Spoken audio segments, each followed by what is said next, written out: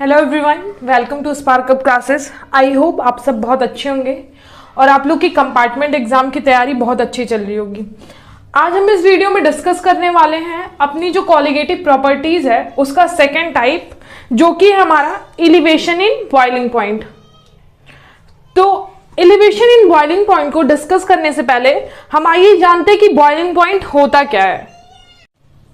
अगर हम बात करें कि बॉइलिंग पॉइंट होता क्या है, तो बॉइलिंग पॉइंट वो एक ऐसा टेम्परेचर है किसी लिक्विड का जिस पर उसका वेपर प्रेशर एटमॉस्फेरिक प्रेशर के इक्वल हो जाए। ठीक, तो देखिए, for any liquid boiling point is that temperature at which vapour pressure of liquid is equal to atmospheric pressure. I hope इतनी चीजें आपको क्लियर हो गई होंगी। अब देखिए, आप सबको पता होगा कि एटमॉस्फेरिक प्रेशर कितना होता है, वो होता है हमारा इज इक्वल टू 1 atm। ठीक, अब चलिए आगे बढ़ते हैं और देखते हैं एलिवेशन इन बॉइलिंग पॉइंट क्या होता है। अब आइए एलिवेशन इन बॉइलिंग पॉइंट को हम एक एग्जांपल के थ्रू समझने की कोशिश करते हैं। हमने यहाँ पे कोई एक सॉल्वेंट लिया है, चलिए वाटर ही मान लेते हैं। अब इसको हम क्या कर रहे हैं, हीट कर रहे हैं। ठीक, तो इस पे क्या होगा, आप सबको पता होगा कि हमारा जो वाटर होता है उसकी जो बॉइलिंग पॉइंट होती है वाटर की, वो 100 डिग्री सेल्सियस होती है। ओके, अब इसको जब हम हीट करेंगे तो 100 डिग्री सेल्सियस पे क्या होगा, इसका जो वेपर प्रेशर है वाटर का, वो एटमॉस्फेरिक प्रेशर के इक्वल हो जाएगा। ठीक, अब इसमें हम क्या करते हैं, कोई एक सोल्यूट मिलाते हैं जो कि हमारा नॉन वोलेटाइल सोल्यूट है। ठीक, तो इसमें क्या होगा, जब हमने इसमें नॉन वोलेटाइल सोल्यूट मिलाया, तो आप सबको हमने पिछली क्लास में बताया है कि जब हम इसमें कोई नॉन वोलेटाइल सोल्यूट मिलाते हैं किसी प्योर सॉल्वेंट में, तो उसका जो वेपर प्रेशर होता है सोल्यूशन का, वो कम हो जाता है सॉल्वेंट से। तो यहाँ पे क्या होगा, हमारा जो सोल्यूशन जो फॉर्म होगा, ओके, यहाँ पे जो हमारा सोल्यूशन फॉर्म होगा, इसमें नॉन वोलेटाइल सोल्यूट होगा, नॉन वोलेटाइल सोल्यूट होगा प्लस सॉल्वेंट होगा। अब देखिए, अब जब हम इसको हीट करेंगे इस सोल्यूशन को, तो क्या होगा कि हमारा जो वेपर फॉर्म हो रहा है वो प्योर सॉल्वेंट की अपेक्षा में कम फॉर्म होगा। तो ऑब्वियस है, जब कम फॉर्म हो रहा है वेपर, तो इसमें जो वेपर प्रेशर लगेगा वो प्योर सॉल्वेंट की तुलना में कम लगेगा। अब देखिए, अब हमने जब सोल्यूशन का टेम्परेचर ऑब्जर्व किया, तो हमने क्या देखा, यहाँ का जो टेम्परेचर है सोल्यूशन का, वो सॉल्वेंट से अधिक है। ऐसा क्यों हुआ, क्योंकि अब हम यहाँ क्या देखेंगे कि जब जो टेम्परेचर होता है बॉइलिंग पॉइंट के लिए, क्या होता है कि वहां पे हमारा जो वेपर प्रेशर है बॉइलिंग पॉइंट पे, वो एटमॉस्फेरिक प्रेशर के इक्वल होता है। अब जब हमने प्योर सॉल्वेंट में सोल्यूट मिलाया है नॉन वोलेटाइल, तो क्या होगा, इसका जो वेपर प्रेशर सोल्यूशन का डिक्रीज हो जाएगा। अब देखिए, हमारा जो सोल्यूशन फॉर्म हुआ है उसमें सॉल्वेंट के अमाउंट जितना वेपर फॉर्म करने के लिए क्या करना होगा, यहाँ को जो टेम्परेचर है वो अधिक देना होगा।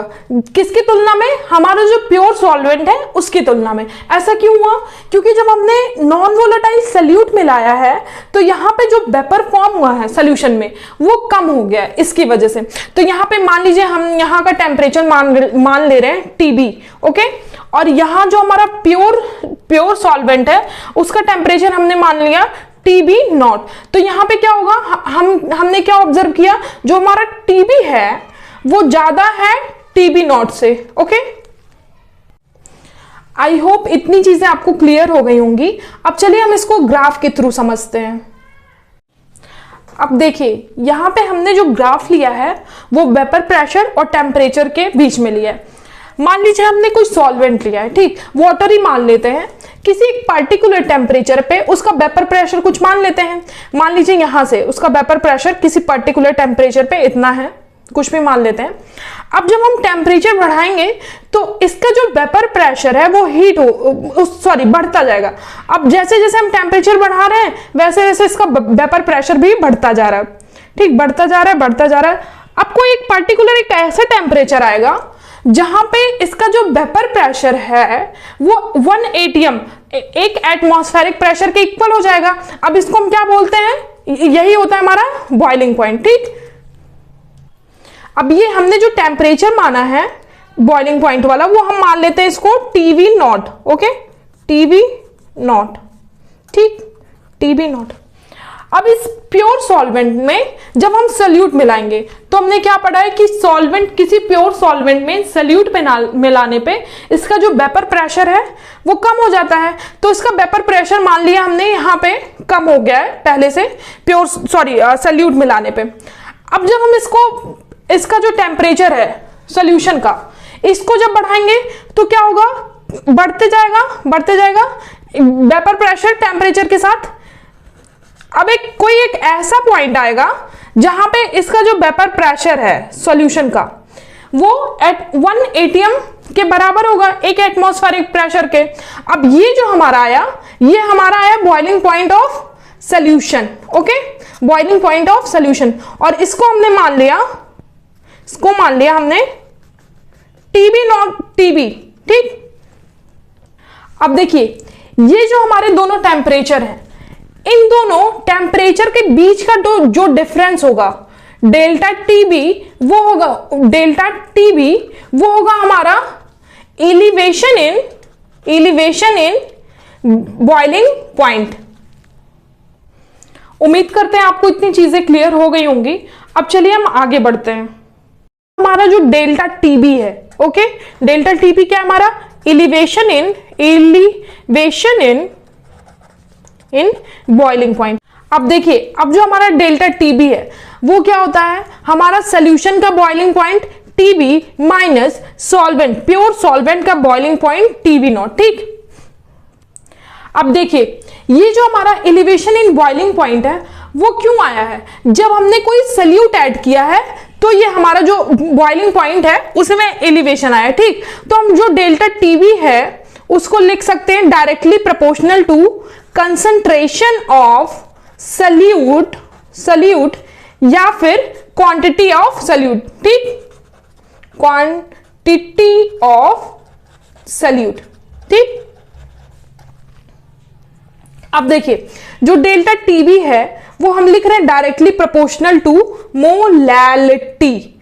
अब आप सोच रहे होंगे कि हमने यहां पे मोलैलिटी क्यों लिया, ऐसा क्यों, क्योंकि हमारा जो मोलैलिटी है वो टेम्परेचर इंडिपेंडेंट होता है। मतलब अगर हम टेम्परेचर घटाएंगे बढ़ाएंगे तो इसका जो है मतलब मोलैलिटी पे कोई असर नहीं करेगा, ठीक। इसलिए हमने यहाँ पे मोलैलिटी लिया है। अब जब हम ये जो हमारा प्रोपोर्शनल का साइन है, जब इसको हटाएंगे तो जो डेल्टा टीबी है वो इक्वल टू होगा हमारा केबी इनटू मोलैलिटी। अब ये जो हमारा केबी होता है इसको हम बोलते हैं molal elevation constant of solvent, ठीक। अब आप सबको पता होगा जो हमारी मोलैलिटी होती है वो होती है moles of solute divided by weight of solvent in KG, ठीक।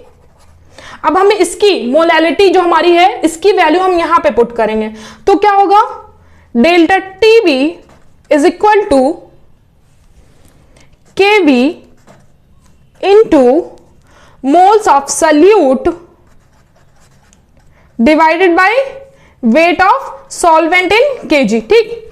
अब जो हमारा मोल्स ऑफ सल्यूट है उसको हम क्या लिख सकते हैं, weight divided by molecular wait, ठीक। अब ये जो हमारा मोल्स है सल्यूट का उसको इसकी वैल्यू हम यहां पुट करेंगे तो हमारा जो डेल्टा टीबी है वो होगा KV into weight of solute divided by molecular weight of solute into weight of solvent in KG, ठीक।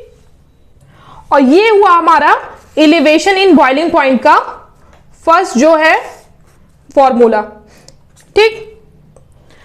अब देखिए, अब कभी कभी क्या होता है, ये जो हमारा सॉल्वेंट है केजी में उसको क्वेश्चन में कभी कभी क्या दे देता है, ग्राम में दे देता है। तो हम इसको कैसे लिखेंगे, तो यहां पे देखिए जो हमारा डेल्टा टीबी होगा वो होगा is equal to KV into weight of solute into 1000 divided by molecular weight of solute into weight in gram, ठीक। आई होप इतनी चीजें आपको क्लियर हो गई होंगी। अब मिलते हैं हम आपसे नेक्स्ट वीडियो में नए टॉपिक के साथ। Thank you.